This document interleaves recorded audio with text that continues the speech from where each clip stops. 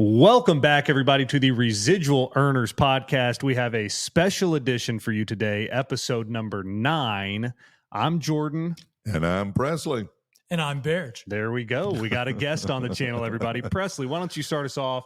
Introduce Bearj, one of our dearest friends, big-time networker, big success story. I would be happy to.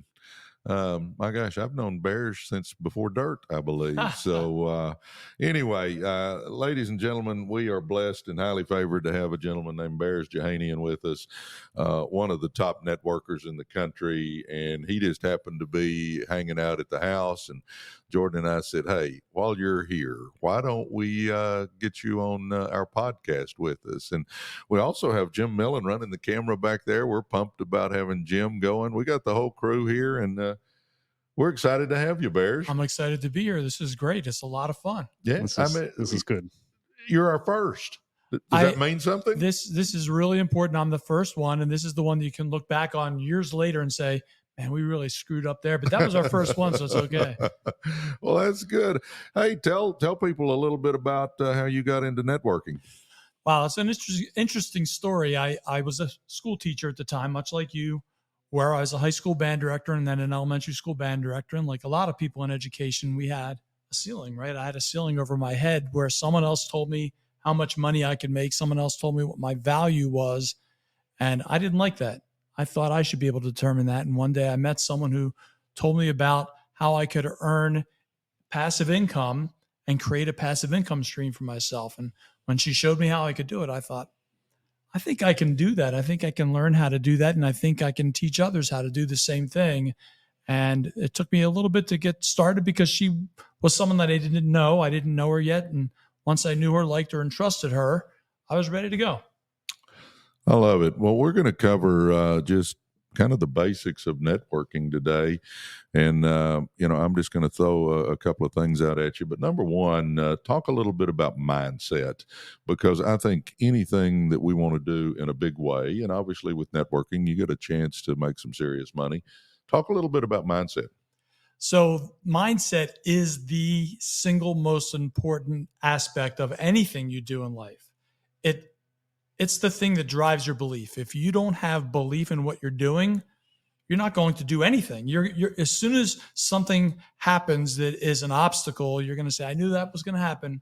I knew this obstacle was going to occur. Something was going to happen, and it stops you because you don't believe you can get past it. So the most important thing that anyone can do is build their belief. That's the thing that drives everything that you do, whether it's in network marketing, whether it's in, for example, I went to college for music education. And if I didn't believe that when I went there, I could graduate and get my degree, I wouldn't go, right? So we do things that we believe we can do. So if there's something that you want to accomplish that's bigger than anything you've ever accomplished before, what you need to do first is work on your belief so that you can have the mindset to get where you want to go and see bigger things.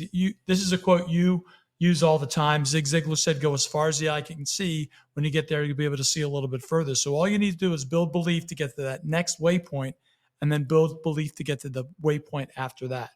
And what do you think are the keys to building belief? Because obviously you got to have it. Some people that are watching this may not have belief right now. What do you think are the keys to building belief in whatever line of work you're in? That's a great question, because it's really easy to say, well, build your belief and build your mindset. They're easy things to say, but how do you do that? And what's important about it? So education and knowledge, I believe, are the foundation of building your belief, right? Yep. So the more you know, the more you understand, the more you think, okay, I can do that. I understand how to do this now. And because I understand, I can go a little bit further and I can learn the next thing that I need to do. And I can learn the thing that I need to do after that. So knowledge, reading, and being able to believe in yourself by reading good books that feed your mindset, just like when you eat food every single day. I've heard people say, this motivational thing doesn't work. Well, I'm here to tell you motivation works just like eating food, like putting fuel in your car. Every day, you eat 3 meals a day normally, and no one gets to lunch and says, you know what, I'm hungry again. This whole breakfast thing doesn't work. No. It doesn't last. Well, you've got to continue to feed yourself, just like you put fuel in your car. You've got to continue to feed your mind with the right stuff. That's a great point. And, whenever I'm reading and doing what you're talking about, it's amazing how, I'm thinking things that I haven't thought before. And it's always forward thinking, what can I do in this situation? How can I further this project I'm working on? It's amazing when you do feed your mind with good stuff, just how your thoughts do change. And the thing about it is building mindset, building belief, building knowledge. That's the boring part. That's the least sexy part of everything you do. And I like to compare it to the roots of a tree. The roots of a tree are not the thing that people come to see. We don't even go to see the trunk of the tree. We go to see the leaves and the fruit of the labor, right? That's the fun, exciting part. That's what everyone wants. Well, you can't have the fruits of your labor if you don't lay down your roots. No, it's a good point. And I'm going to tell you guys, number one, when Jordan and I did, a week or two ago, our top books, one of mine was Your First Year in Network Marketing by Mark Yarnell. That is a great book to read to build your base, to start your belief. In today's world, there's YouTube. There is all kinds of videos on network marketing. Eric Worre obviously is one of the top leaders with his GoPro stuff. You can read books. You can look on YouTube. And then, what I'll suggest is finding you a networker, get with a company that you like, that you respect, that you think has a future, and then find a leader there and just start listening and following them around and picking up their traits. I mean, that's how we learn. And as you do that, your belief's going to go up. We get our belief going, and obviously that's an ongoing process, Bearj. When you get into networking, you start off by prospecting. You gotta find some folks. How did you go about finding people? What was your key? Did you make a list? What did you do? I absolutely did that. Before I made my list, there were people's names just flying into my head. And I thought about people who were after money. They were excited to make money. They wanted to build something. They wanted to earn more income. They wanted to be a part of a business. And they're the first people that came to my mind, and they're the first people I approached. So I did that, and that was the beginning of my list. And I remember the first friend that I talked to, I had no idea what to say. So what I did was I was just authentic. I was naturally authentic because it was someone I was really comfortable with. And I called him and I said, listen, you got to come with me tonight. You got to see this thing I just saw because I think we can make some money together. Well, what is it? Dude, don't even worry about what it is. Just come with me. It's unbelievable. I don't even think I can explain it yet. Just come with me. And I was just excited. I spoke with him in an authentic way, which I think is really important. And I spoke with someone who had the same mindset at that point that I did. Yeah. You call it ignorance on fire when you're just getting going to have the passion and the fire that people will follow. Well, that's, my gosh, I was ignorance on fire for a long time, but I was pumped up, fired up, and people just picked up on that. We talk about it all the time, but if you're fired up, people will come from miles around to watch you burn. Right. I always tell people, Bearj, that I think you've got a fortune right here, guys, your phone. If you'll go to your contact list and just write everybody that's in your phone, and let me give you a key here. Don't try to determine for them if they're going to be interested or not. Don't prejudge, in other words, because the people that you think will won't, and the people that you think won't will. And I figured out real quick, just show everybody. Just tell them, hey, if this ain't for you, no big deal. At least look, you might can refer somebody to me. And if you'll write everybody in your phone, because chances are you've got hundreds of people on your contact list. And if you will go through hundreds of people, your success is going in the right direction right there, because you're going to find people. You'll figure out if you talk to 10 people, you're going to get 2 or 3 of them in. Well, if you talk to 100 people, that's 20 or 30 people in, and your business is now rolling. But you've got to do that. But the list is key. All right, Bearj, after we make us a list, we get our phone, we write all that down. And, in other ways, you can look at who did you invite to your wedding or your kid's wedding? Who's on your email list? Anything that you've got with names, put them down, guys, because you just don't know. But once you've got your list, you got to invite. Well, I'm going to add one step before you invite. I wish you would. So you got your list, you write down your list, and I like to make notes next to names. Things like do I have credibility with this person, right? That's really important, because if you've got credibility, they're going to listen to what you have to say.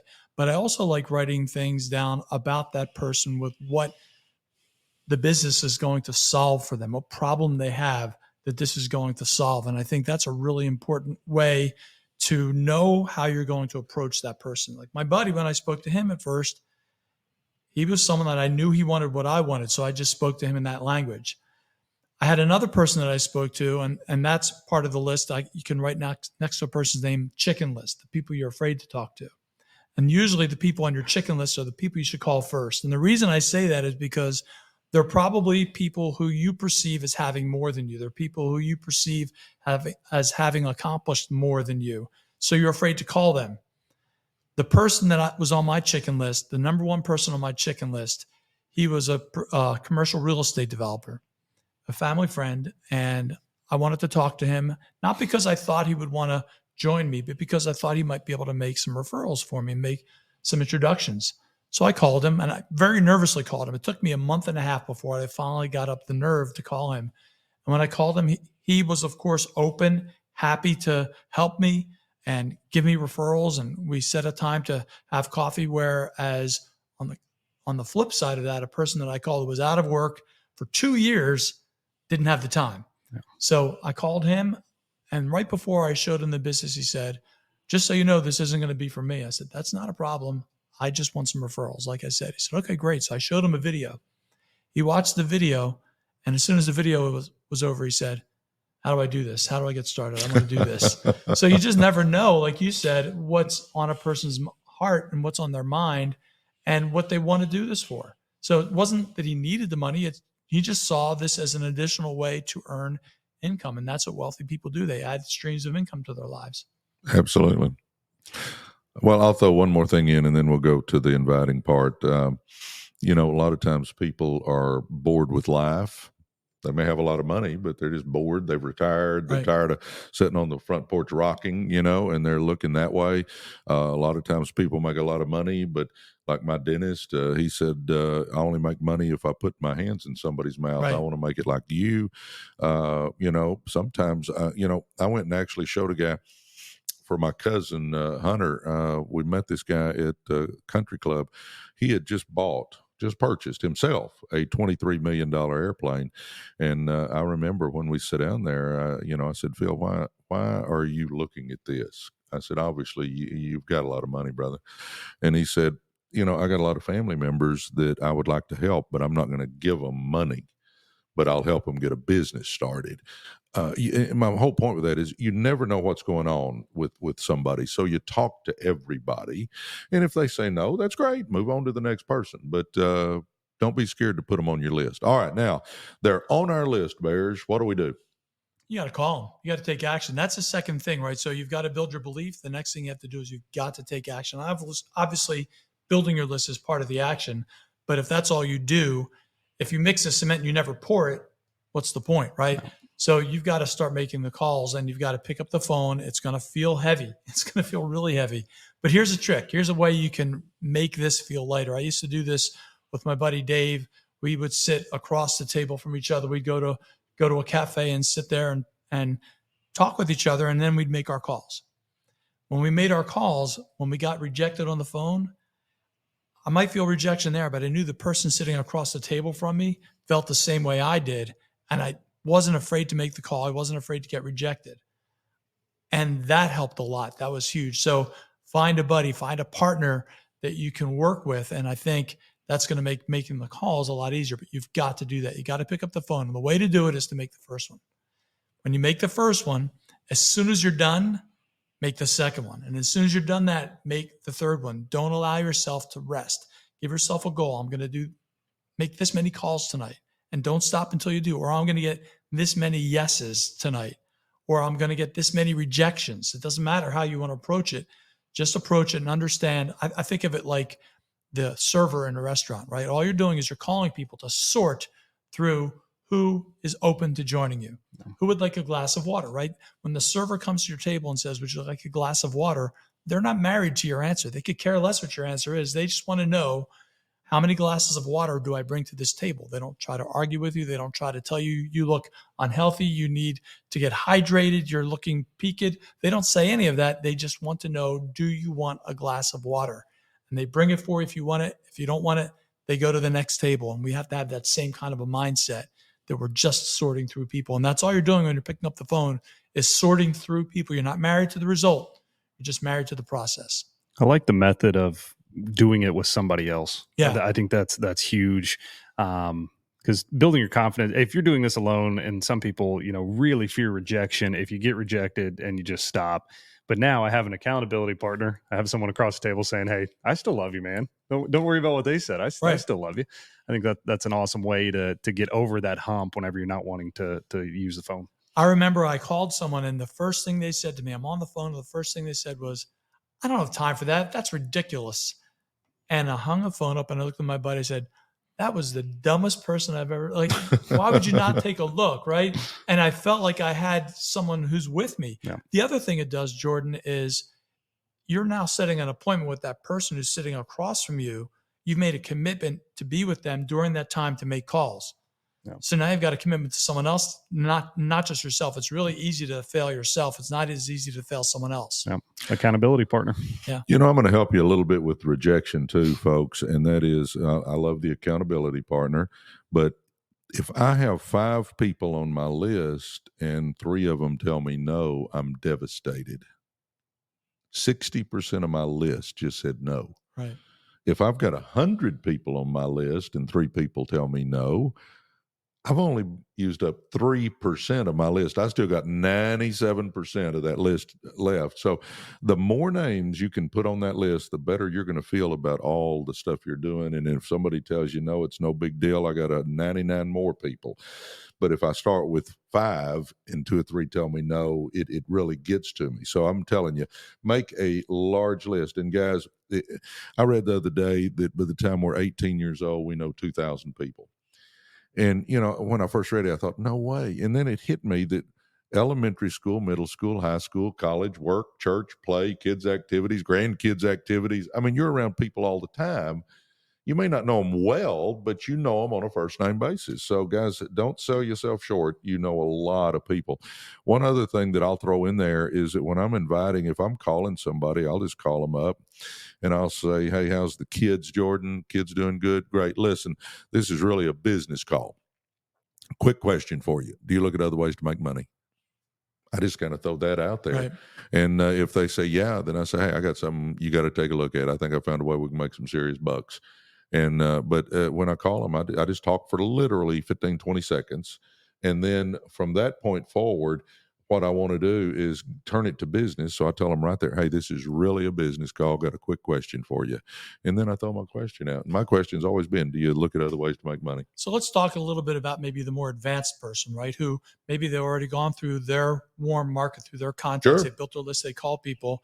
And to me, if you really want to grow a big team, you want to find other people who can have a lot of contacts, but a lot of people who are good networkers, and they already have an existing active, strong network of people who are business-minded people.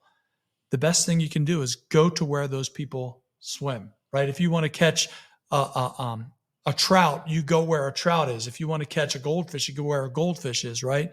So where do those people swim? Networking events. I used to get these mailers. You don't get as many mailers now. They're mostly emails, but I used to get these things in the mail for like Robert Kiyosaki is having an event. And it would say on there, Robert Kiyosaki will not appear at this event. I didn't care. I wasn't going to meet Robert Kiyosaki. I was going there to meet all the people who were there because they had the same mindset I had. They wanted to earn more income. They wanted to have more in their lives.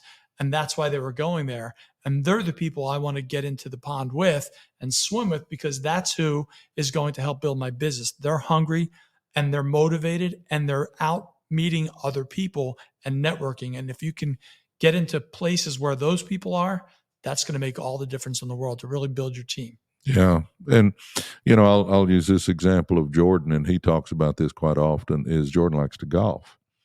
Well, he's a member at Dallas National. Well, he's always talking about all the people he got to know and meet and came in contact with. And he likes golf, but he uses golf to meet all those folks. I mean, it doesn't, you may like knitting. We'll join a knitting club and get Right. around people, or there's BNI groups. There's all kinds of stuff that you can get. The other thing you get, guys, is where, if I'm out at a restaurant and the server has a good attitude, I'll ask them, hey, do you look at other ways to make money? And if they say yes, I say, hey, here's my card. What's your number? And I get their number. And I say, I'm going to holler at you because my company's expanding and I like you a lot, or something like that. Whatever you want to say, you've done a great job. But you got to understand there's 330 million Americans. We're just looking for a handful of them. And they're out there. We just got to get in that habit of getting in front of people. Everyone has some type of either time cancer or financial cancer. In some way, they're struggling with one or the other. And who are we to not show them how they can solve that problem? Definitely. We've got the cure for them. Amen. All right. We have worked on our mindset. We're prospecting. We made our list, and we've invited a few now. Well, next thing, we got to present to them. How do we present to them, Bearj? I mean, we got this great opportunity. We got to get it in front of them somehow. What do we do? I think the most powerful thing you can do in network marketing is to make sure that you are not the presenter. You're just the inviter, because the person you are introducing this to is watching what you're doing or watching what you have to do and wondering if they can do the same thing. So I made the mistake early on. I wanted to be the presenter. Big surprise. I like to talk, right? So I wanted to be the presenter. And it was a major fail in the beginning because people would look at it and they would say, I like it. This makes sense, but I can't do what you're doing. They literally would say that to me. And then I said, well, you don't need to, but it's too late because they already had it in their mind. You can't back up out of that. So let someone else be the expert. Take yourself out of the equation. Be the introducer. Even if you're someone who has been doing this for years and years, like you, Presley, it's better to not be the expert. Let someone else be the expert. And then that way the person who's looking at it can say, you know what? I can show a video. I can invite someone to an event. I can do those things. Those are things that are simple to do. I remember we were at a training event once, and the gentleman on stage training said, after you show someone the video, ask them, can they show this video to other people? Because that's all our business is. And it's that simple. Yeah, it's mash power and play when you're showing a video. Right. Understand, guys, that I can get somebody in my upline to help me. Understand, they want you to be successful because that's how they make money. I can show a video. I'm guessing that just about every company out there has videos to show. So I can show a presentation by hitting power and play on that. I can have a home meeting. I can invite people over to my house. My gosh, I can play the video up on my TV, or I can get somebody from my upline to come over. Or a lot of times companies will be doing Zooms, and you can just broadcast that Zoom up on your TV at the home meeting, and the people you've invited can be watching one of the top earners in the company present. If you can't invite them over to your house, my gosh, nowadays in today's world, there are Zooms where people can sit there in their bathrobe and slippers and watch the presentation. You're going to just figure out, guys, it's all about just getting this information in front of people. You've got to get your company's information in front of people and then let them make the decision. Right. Definitely. It's that simple. And starting out too, when you're using your upline for presentations or whatever it may be, you're also learning what you need to be doing. So it's a learning experience. And, even someone like you who's done this for 30 years, when we had an event at your house a few weeks ago, somebody was there and talked to people. It wasn't you up there presenting. Obviously you present a lot just due to, how natural you are at it. But even someone that's done it for so long still has other people presenting to their team. No, we had Larry come in and did a phenomenal job, and we had 71 people at a home meeting. You're going to figure out that it's just about getting information in front of people, guys. I mean, I get the question all the time, how have you made all that money, Presley? I have shown the plan and shown the plan and shown the plan and shown the plan and shown the plan and shown the plan and shown the plan. And however you show it doesn't really make that much difference, but you got to be showing the plan. That is so much. Okay, Bearj, I'm gonna jump. We've got our mind right. We've made a list. We're prospecting now. We're inviting. We're presenting. does everybody just sign up the minute you show them a presentation? Absolutely. Why would no? Absolutely not. We got to follow up, don't we? Yeah, and you know what? It's important to have the right attitude about it. It's important to understand what the expectations are. The expectations are is not that everyone is going to sign up, right? Again, fall in love with the process. So you've got to fall in love with following up with people. That's where you've heard it before. The fortune is in the follow up. Well, yeah, that's right. That's where it is. Most people don't say yes the first time. I didn't. When I was shown this business, I took a look at it. In my head, I knew, yeah, I need to do this, but I don't want to. I know if I do this, it's going to take a lot of my time and effort, and I'm going to have to learn some things. But I know I should be. The person who showed it to me followed up, not once, not twice, not 3 times. I think it was about 5 or 6 times that she followed up with me. And the great thing was, she didn't follow up with me calling each time to say, hey, are you ready to do this now? You really should. She called and we just talked on the phone. And I remember the last time she called me when she followed up was just a conversation about life. And when we were done, I hung up the phone and I thought, I like Nancy. She's a nice person. I like her. And the next day, I literally got on my laptop and signed up on my own without any prodding from anybody because we made that connection. Like I said, she was someone I didn't know. So I needed to get to that place where I knew her, liked her, and trusted her. And she understood that. And we just talked, and she didn't make our relationship about me needing to join the business. She made it about me and what I wanted out of life. And follow up, talk to people, be authentic with them. Talk to, I'm going to say the word again, people, because they're people. They're not, we say the word prospects. That's a label we use so we understand who we're talking about, but they're people. Talk to them like they're people and connect with them and use that follow-up time to do that. Well, the fortune's in the follow-up. That is so true. Every once in a while, probably out of 10 people, guys, one person will sign up immediately. One out of maybe 10, maybe 15. I don't know exactly the numbers, but 1 out of 10 or 15 people actually sign up on the spot. You're going to have to follow up with people, and you just like you said, Bearj, you just talk to people. I've found that if I go out to make a friend, I got a better chance of getting a new team member. If I go out looking for team members, I don't know if I'll find anybody. It's all about, guys, just treat people right. We talk about that all the time. That was on one of our lists. I forget what list that was on, but we're always talking about that stuff, that treat people right. And if you'll just try to make a friend and be listening to people. They may need money to send their kids to college. They may need money to take care of elderly parents. They may need money and if you'll just listen, we've got the answer to their problems, and just make a friend. But once you've shown them, guys, I think one of the places people drop the ball more than not is they show them. If they don't sign up right then, they never follow back up. They never call them. They never phone anything. Gets heavy again, right? Yeah, and instead of calling, they don't, because I think people would sign up. I bet 50, 75% more folks if they would follow up multiple times. That is a key.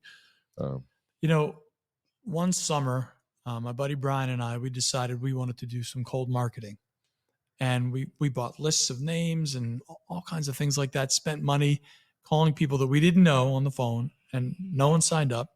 And it just so happened that same summer, I went to an event in Houston, Texas, where I got to have dinner with Jordan Adler. I know you know Jordan, and I got to have dinner with him. And we were just talking for an hour and a half, and I asked him about cold marketing.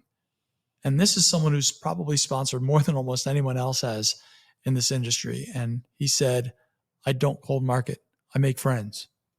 That's literally, he said, I just make friends, and I bring them into my life. I bring them into my circle.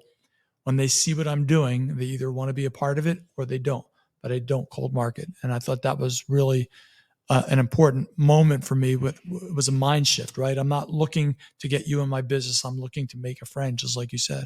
Yeah, I think it's key. All right. Let's see. We follow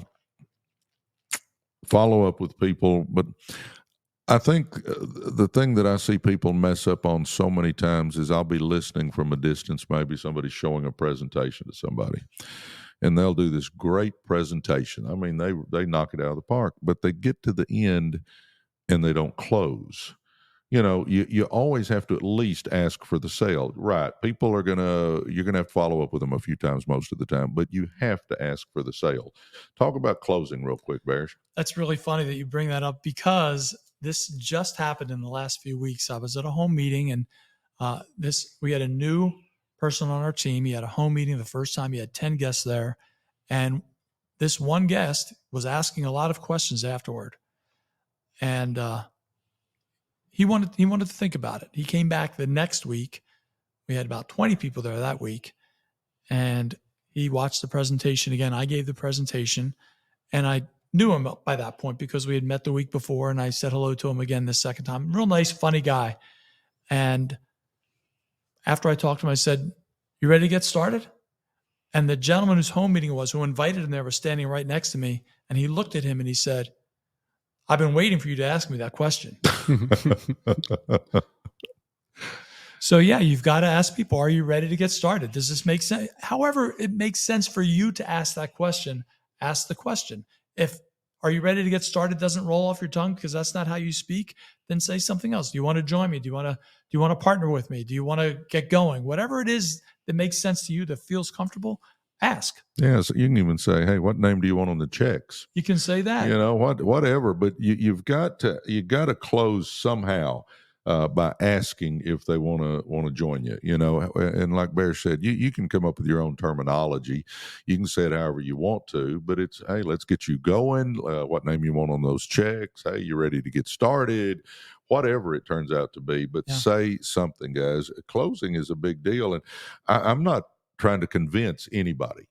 I learned a long time ago, if I got to convince you to go get rich with me, you're the wrong person. So I'm not trying to convince, I'm not begging, but we do have to ask, because even the people that want to join us sometimes need just a little bit of a push. Okay.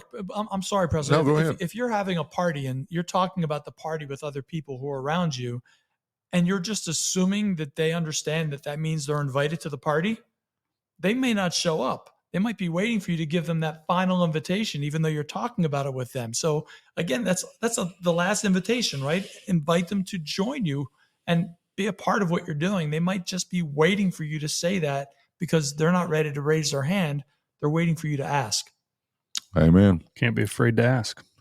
No. That's a big mistake a lot of people make is by not giving them that little nudge. If you don't ask, the answer is always no. Always no. That's the way that works. All right, Bears, I know you're big on this one, just from knowing you, and that is training.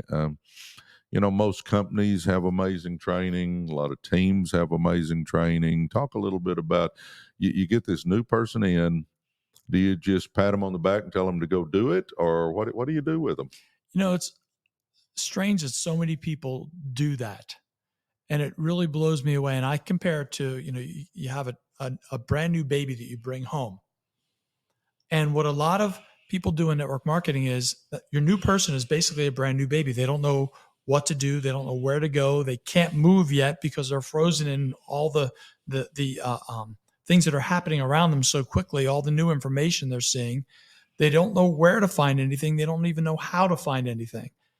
And imagine if you brought a newborn baby home, put them on the couch and said, "Okay, so over there, that's the kitchen. Here's where your formula is. Upstairs is the bedroom. I'll see you when you're 17. It doesn't work. It's just not going to work that way. You've got to bring that baby to the food. You have to feed them. And eventually, after you feed them a bunch of times, they start to grab onto the bottle.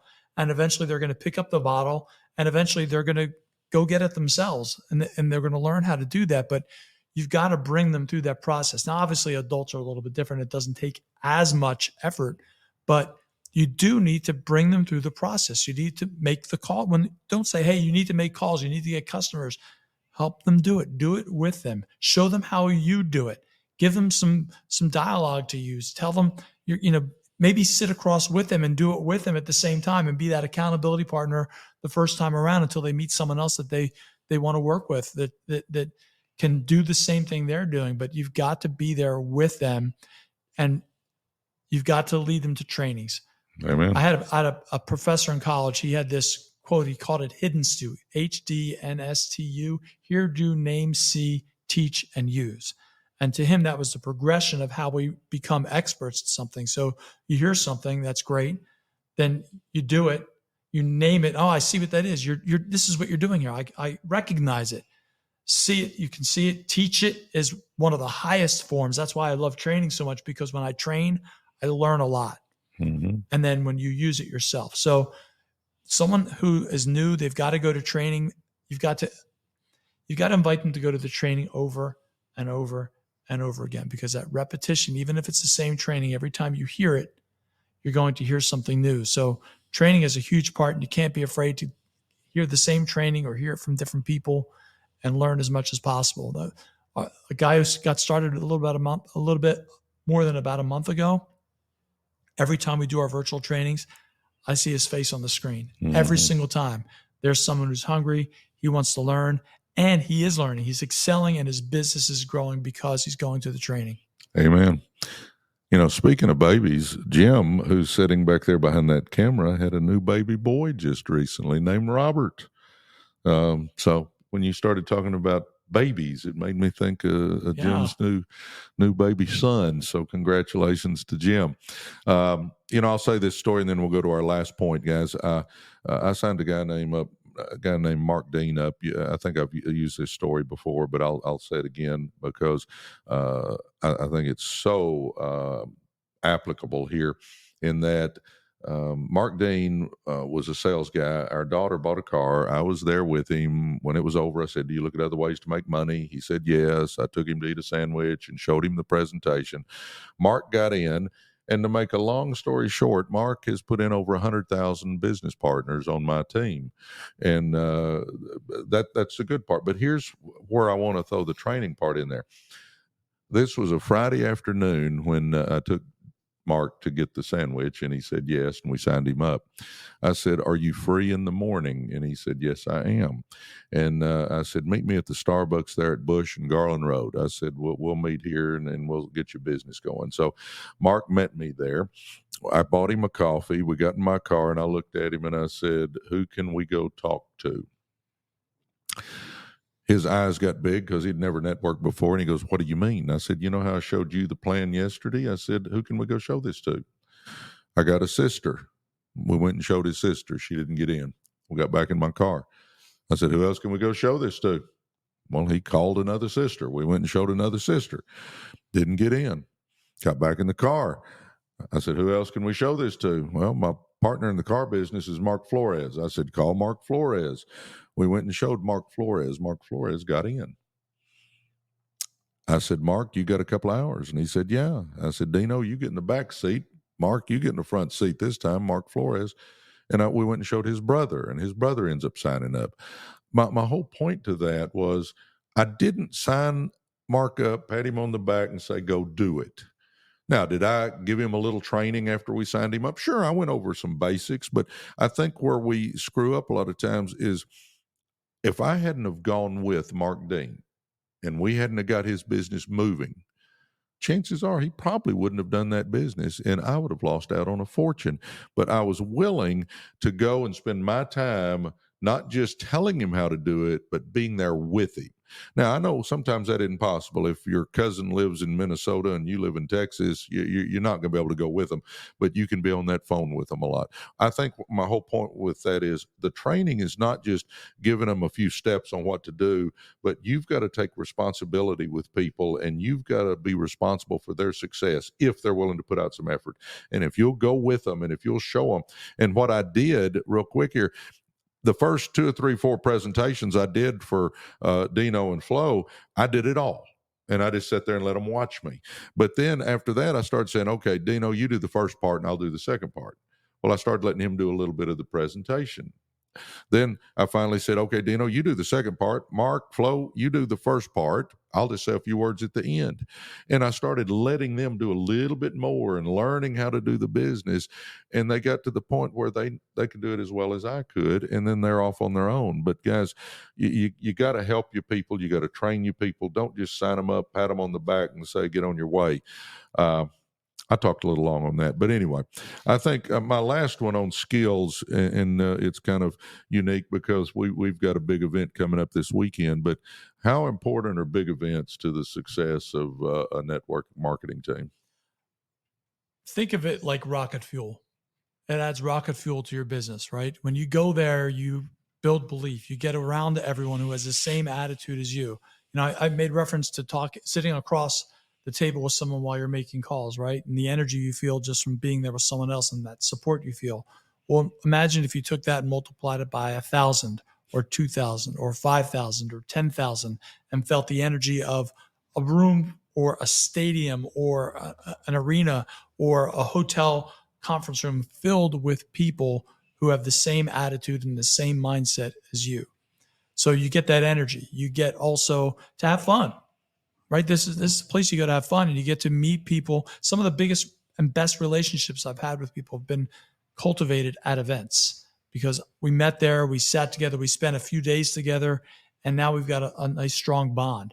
You get to learn on, it's such light speed, at a feeling of light speed, right? Because you're just immersed in the culture and the education that's going on from the stage, and you get to make connections with people around the country, around the world, with people you never would have before. So if you've got someone who lives far away and you can't be there, someone else can for you because you're going to be there for that other person in your market, right, where you live.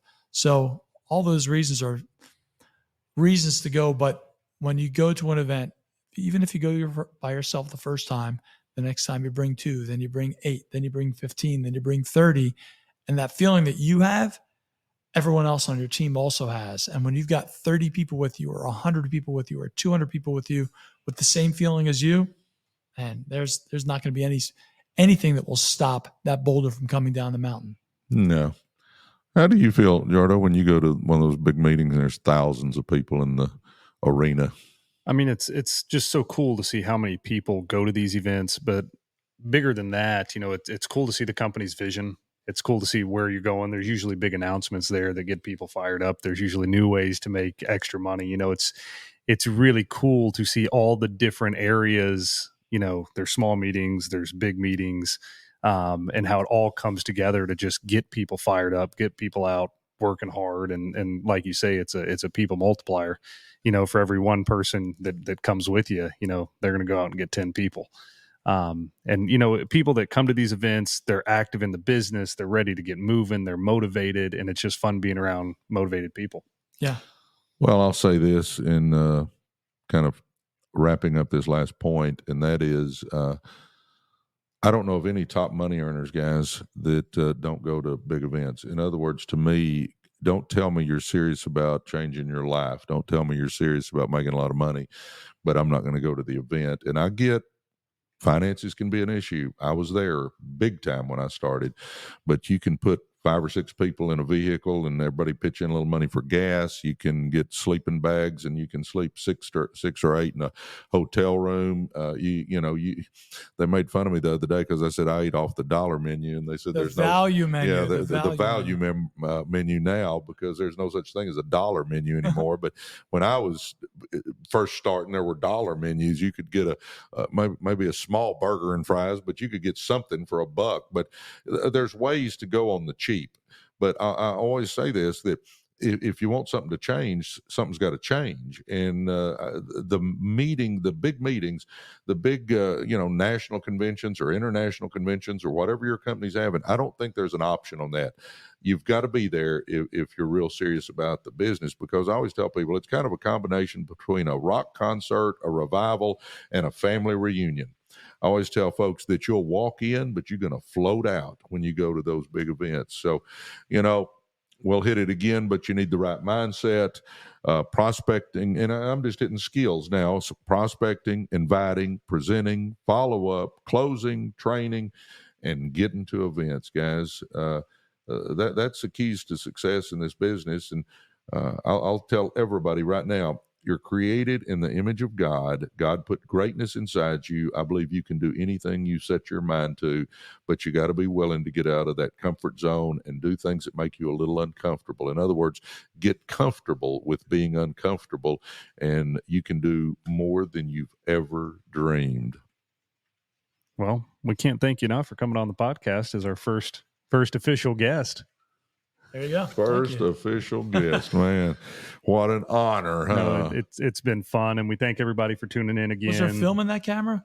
We hope so. We got a professional back there, so I trust it's working. But he may not have much sleep though with the new baby. You know, he may not have had much sleep lately. Definitely. But thank you everybody for tuning in. If you haven't already, like the channel, subscribe to the channel, leave us a comment down there. Let us know what's working for you and your personal growth journey. And we just can't thank you all enough. And any topics they want us to talk about. Yeah. Comment any topic you want us to hit, and we're more than happy to help.